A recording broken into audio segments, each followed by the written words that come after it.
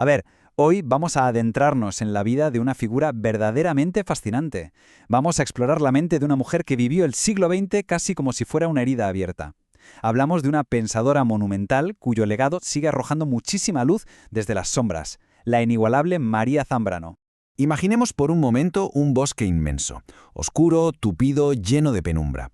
De repente, un rayo de luz consigue colarse entre las ramas más altas e ilumina un pequeño espacio vacío en medio de toda esa inmensidad. Bueno, pues eso, exactamente eso, es el claro del bosque.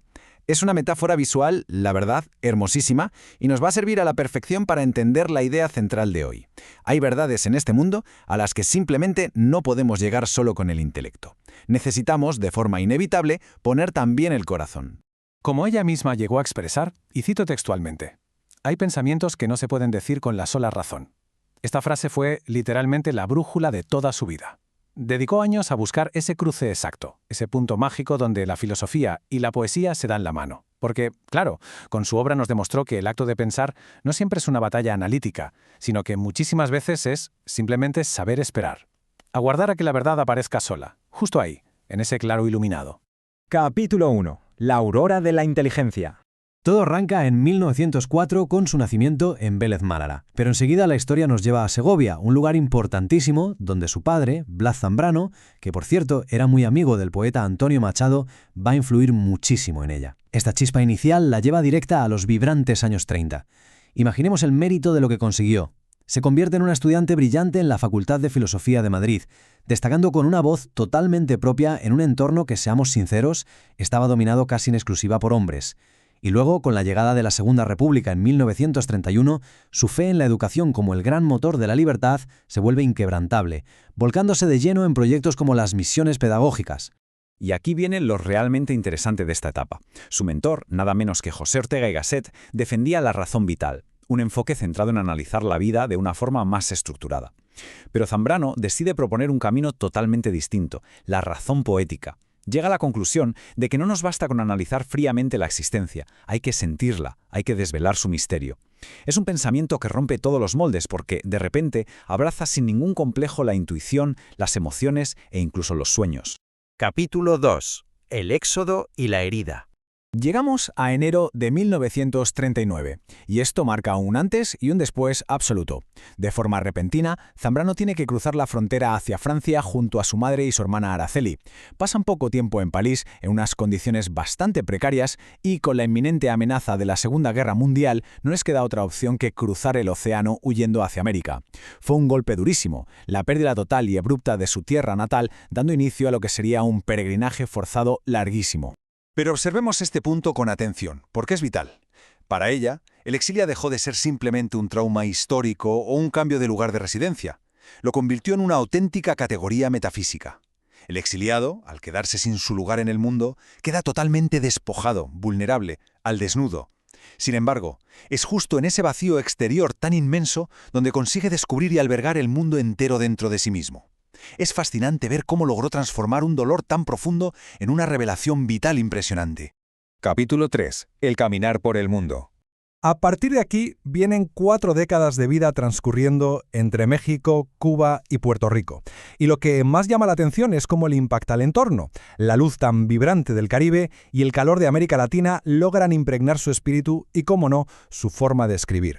Además, este tiempo en el exilio le permite tejer una extensa red intelectual al otro lado del charco, forjando amistades íntimas y fundamentales con figuras literarias de la talla del gran José Lezama Lima.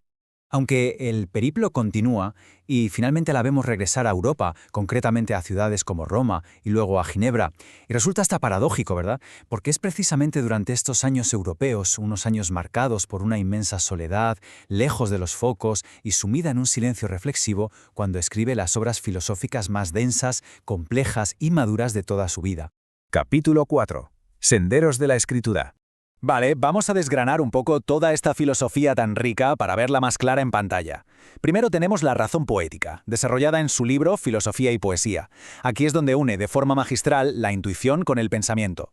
Luego está el claro del bosque de su famosísima obra homónima, que es ese espacio del que hablábamos al principio, donde la verdad sencillamente aflora sin ser forzada. En tercer lugar, la piedad, que aborda en el hombre y lo divino, y que trata sobre el difícil arte de saber lidiar con lo que no podemos comprender. Y para rematar, el concepto de el exilio, en los bienaventurados, entendido como esa desnudez absolutamente necesaria para poder ver la esencia pura de la vida. Y para aterrizar todas estas ideas tan profundas, ¿a quién recurría a menudo?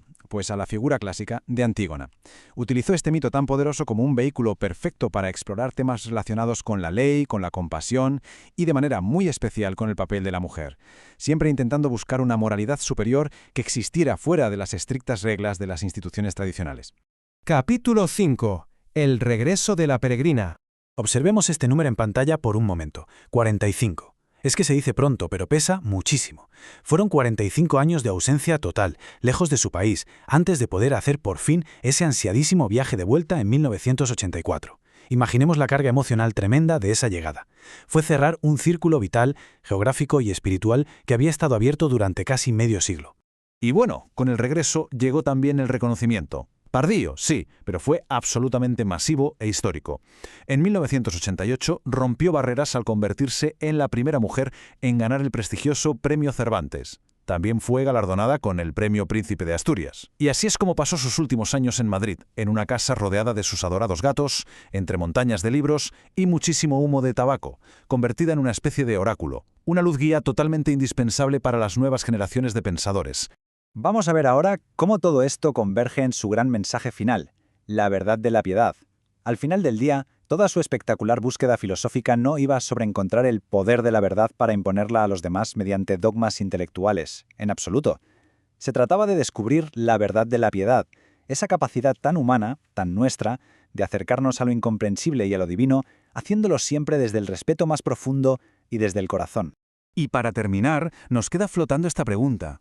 En los momentos más oscuros de nuestra historia, ¿cómo es capaz la palabra poética de mantener viva la llama de la esperanza?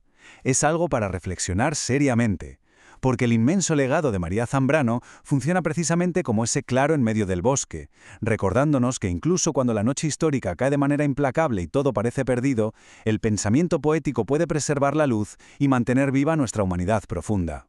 Absolutamente inspirador. Ha sido un verdadero privilegio desentrañar juntos todo este viaje luminoso.